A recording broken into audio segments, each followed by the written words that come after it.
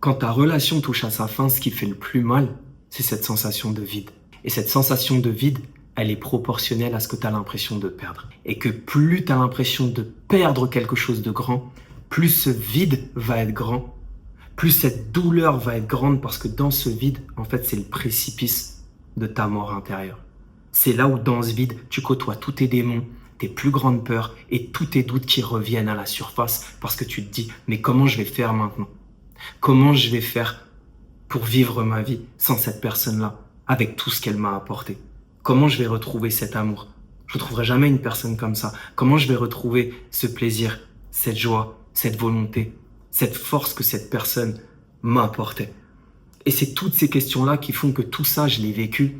Et je vais essayer de mettre tout ce que j'ai vécu ici, dans cette vidéo, pour que toi aussi, tu puisses trouver du sens, que tu puisses comprendre ce qui t'arrive, pour transcender cette douleur et passer à ton prochain stade d'évolution. Parce que oui, je crois que nos plus grandes douleurs sont à chaque fois des moments de mort intérieure qui nous préparent à notre transformation. Et si tu regardes bien tes plus grandes douleurs d'hier, c'est elles qui ont précédé tes plus grandes transformations. C'est dans tes plus grands défis d'hier que tu as eu tes plus grandes prises de décision, tes plus grandes prises de conscience et tes plus grandes prises d'action qui ont honoré quelque chose de vrai en toi. Parce que je pense que c'est ça le but de la douleur. Le but de la douleur, c'est avant tout de te ramener en toi, de te ramener à toi, parce que tu étais parti trop à l'extérieur, parce que tu as trop donné à tout le monde. Et quand il y a une frappe dans ta vie, c'est pour que tu reviennes à toi. T'as pas remarqué qu'à chaque fois que tu es malade, la première chose que tu fais, tu dis aux gens, non, je peux pas, non, je peux pas. Tu vas pas au taf. Pourquoi? Parce que tu es tout seul avec toi-même. Comme quand j'ai eu mon accident et que je pouvais plus bouger. La seule chose dont j'avais envie, c'est d'être avec moi-même. Quand j'ai eu un ulcère, ça me brûlait à l'intérieur. Dès que je levais les yeux, ça me faisait mal. Donc j'étais obligé, pendant 3 jours, j'étais comme ça et j'avais les yeux fermés. Donc en fait, la douleur te ramène en ton intérieur. Et c'est pour ça que là, tu vis cette séparation. C'est pour que cette relation que tu avais avec l'autre, proportionnellement, tu renoues cette relation avec toi-même en intégrant toutes ces parties de ton être que tu croyais ne plus avoir. Toutes ces parties de ton être comme la joie. Qu'est-ce que représente, tiens, cette relation pour toi, cette personne? Est-ce qu'elle représente de la joie, de la force, du plaisir, de la volonté, de la vie? Est-ce que ça représente tout ça? Eh bien, toutes ces choses-là, tu les as en toi parce que dans la cour de récréation, tu les avais déjà. Quand tu étais bébé ou quand tu étais petit, tu avais déjà de la joie, déjà de la volonté, déjà de la force. Tu avais une imagination tellement grande que tu pensais que tu pouvais voler, que tu avais des super pouvoirs. On avait déjà tout ça petit. Sauf qu'après, avec nos expériences, avec les peurs, on s'est fracassé dans nos douleurs et on s'est effrité. On a perdu toutes ces parties-là de nous qui se sont dispersées un peu partout dans le monde comme les 7 boules de cristal. On ne sait plus où se trouvent toutes ces forces-là en nous. Et donc, on cherche ces parties de nous chez d'autres personnes. Mais vu qu'on cherche ces parties de nous chez d'autres personnes, en réalité, le problème inconscient qu'on est en train de créer, c'est que ces autres personnes, ou plutôt ces relations, vont nous posséder et on va en être dépendant. Plus on va laisser notre être dans les mains d'une autre personne, même si c'est noble, même si c'est parce qu'on a envie d'aimer, mais plus on va devenir dépendant de cette personne et plus on va souffrir au moment où cette personne va partir ou au moment où ça va s'arrêter. Parce que parfois, ça s'arrête simplement parce que même s'il y a de l'amour, on n'y arrive plus, ça ne fonctionne plus et donc ça s'arrête. Alors qu'en fait, toutes ces parties, tu les as à l'intérieur de toi et le but de cette séparation que tu vis là, et je t'assure parce que c'est ce que j'ai vécu, eh bien c'est de réintégrer toutes ces parties-là à l'intérieur de toi. Comment? Eh bien en identifiant tout ce que cette personne ou cette relation représente. Par exemple, on a dit l'amour, la joie, la volonté, la force, la vie. Et de voir en quoi toutes ces choses-là, tu peux te les apporter à toi-même. De toi à toi. Comme par exemple, moi quand j'ai vécu ça, et je pense qu'on est beaucoup à avoir vécu ça. Et si je fais cette vidéo, c'est parce que je sais qu'on passe tous par là. Mais la première chose que je fais, c'est écrire, prier, méditer, jouer d'un instrument, apprendre de nouvelles choses, me connecter à un nouveau livre, penser à qu'est-ce que je veux faire maintenant. Qu'est-ce que cette relation m'a apporté? Et comment je peux utiliser ce que cette relation m'a apporté pour me relever plus vrai? Parce que c'est ça le but d'une douleur. C'est de te ramener en ton centre, de te ramener en ton intérieur, pour te ramener en ta vérité, pour que tu fasses quelque chose qui est plus vrai. T'as pas l'impression quand on enterre un être cher et qu'on a une énorme douleur? Moi, c'est ce qui m'est arrivé quand j'ai enterré ma grand-mère il y a quelques mois. Je suis sorti de l'église, je me suis dit j'ai plus peur. Rien ne peut m'atteindre maintenant. Et tous les problèmes que tu voyais comme ça, tout d'un coup, c'est comme ça. Et tu penses plus à l'extérieur parce que ça y est, t'es en ton centre. Parce que la douleur, elle est trop forte et la seule chose dont tu as besoin, c'est d'être en ton centre, de faire des choses qui t'alignent, des choses qui t'honorent, des choses qui sont vraies parce que tu n'as plus le temps pour le mensonge. Et je pense que c'est ça le but d'une douleur, encore une fois. C'est de te relever plus vrai. Tu sais, on dit que ouais, la pratique, c'est avec la pratique qu'on devient fort, qu'on grandit. Non, c'est plus avec de l'expérimentation de soi. Tu peux pratiquer plein de choses, mais si tu te mens à toi-même, ça ne sert à rien. Mais quand tu expérimentes des relations et plein de choses qui vont te faire passer par ces douleurs-là et que dans ces douleurs-là, tu vas t'en servir pour revenir plus à l'intérieur de toi, là, tu vas te poser des bonnes questions. Là, tu vas prendre des décisions, tu vas faire des actions, tu vas entreprendre des choses qui vont être véritablement plus vraies et plus alignées avec toi. Et si tu regardes dans ton passé, encore une fois, c'est ce que tu as fait. C'est à chaque fois que tu étais au plus mal, à chaque fois que tu étais au plus bas, c'est là que tu as pris des décisions qui t'ont honoré. Tous les moments les plus durs de ton passé, ce sont ceux-là qui ont précédé ta plus grande transformation. Et pour moi, ce que tu es en train de vivre là, oui, ça semble être une mort, mais c'est une transformation.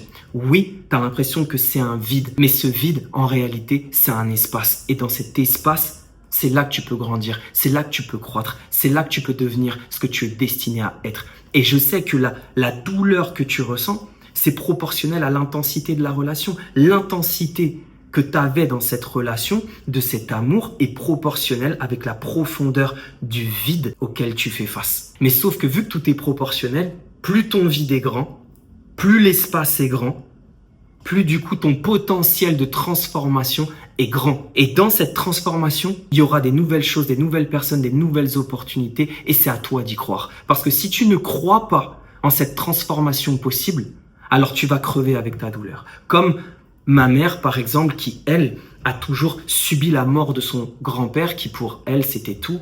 Son grand-père, donc mon arrière-grand-père, s'est fait assassiner. Il avait une 50aine d'années. Ma mère ne s'en est jamais remise. Elle a développé de l'asthme. Et au final, à chaque fois qu'elle en parle encore aujourd'hui, elle en pleure. Et donc, il y a des gens qui peuvent même développer des cancers et en mourir littéralement. Donc, soit tu crèves avec cette douleur, soit tu te sers de cette douleur pour revenir à l'intérieur de toi et te poser des bonnes questions qui vont te permettre d'avancer vers ton prochain stade d'évolution et de te relever encore plus vrai. Et ces questions qui, moi, m'ont permis de me relever, c'est ce que je veux te partager aujourd'hui. Par exemple, en quoi ce qui t'arrive te rapproche de la plus haute vision de ta réalisation? En quoi ce qui t'arrive te rapproche de ce que tu as toujours demandé? Tu as remarqué que je pose ces questions dans toutes les vidéos. En quoi ce qui t'arrive te prépare à ce que tu es destiné à être? En quoi cette mort que tu vis te prépare à une nouvelle vie? Et aussi fou que cela puisse paraître, le timing, il est parfait. Ce que tu vis là, maintenant, c'est ton âme qui l'a appelé. Et l'intensité de ce que tu vis, c'est proportionnel, encore une fois, à l'intensité des appels que la vie essaie de te faire depuis des années. Ça peut être la vie, ça peut être l'univers, ça peut être Dieu qui t'appelle et qui te dit, s'il te plaît, relève-toi et écoute-toi maintenant. Et c'est pour ça que tu es dans ton centre, c'est pour ça que tu es dans cette douleur, pour trouver ce qu'il y a de plus vrai en toi et pour pouvoir l'honorer derrière. Et si tu ne le fais pas, tu vas perdre le plus beau cadeau que cette relation avait à t'offrir et que la vie avait à t'offrir. Parce que cette relation, oui, elle est morte, mais elle se transforme. Et son amour, en fait, va arriver sous une autre forme. Et tu sais, ça me fait penser à cette magnifique image qu'on a à peu près tous vue sur les réseaux, où il y a cette petite qui est là avec son nounours complètement déchiré et elle en pleure parce qu'elle a perdu son nounours qu'elle aimait tant. Et symboliquement, il y a l'image de Jésus qui est là avec les bras ouverts, avec un énorme ourson derrière qui est magnifique. Pourquoi? Parce que très souvent, on pleure l'illusion ou l'idéal de ce que l'on voulait et ça nous empêche d'embrasser tout ce que la vie a à nous offrir.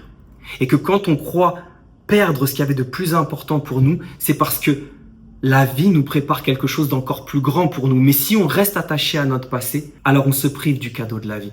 On se prive du cadeau de l'univers ou que Dieu a pour nous. Si on reste attaché au passé, on ne peut pas embrasser le cadeau qui nous est destiné. Et on oublie que le but de la vie, ce n'est pas forcément d'être heureux, mais avant tout d'expérimenter. Et en ce sens, la relation que tu as vécue, elle t'a permis de croître, elle t'a permis de grandir, elle t'a permis de te recentrer, d'expérimenter, d'aimer, de t'énerver aussi, mais de comprendre ce qui est plus vrai pour toi. Et maintenant que cette relation s'arrête, c'est pour te faire passer un cap dans le stade d'aimer. Parce que le véritable amour, pour moi, l'acte ultime d'amour, c'est quand tu laisses une personne partir. Encore une fois, comme dans une mort, comme dans un enterrement.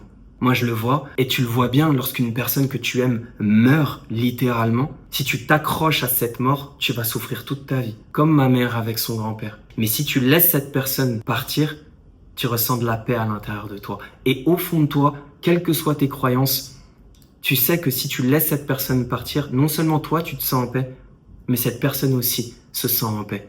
Pourquoi? Parce que ça y est, t'as touché le véritable amour. Comme le dit Khalil Gibran, l'amour ne retient pas, il laisse libre. Et là, c'est ce que tu es en train d'expérimenter. Donc l'amour, c'est un acte de foi.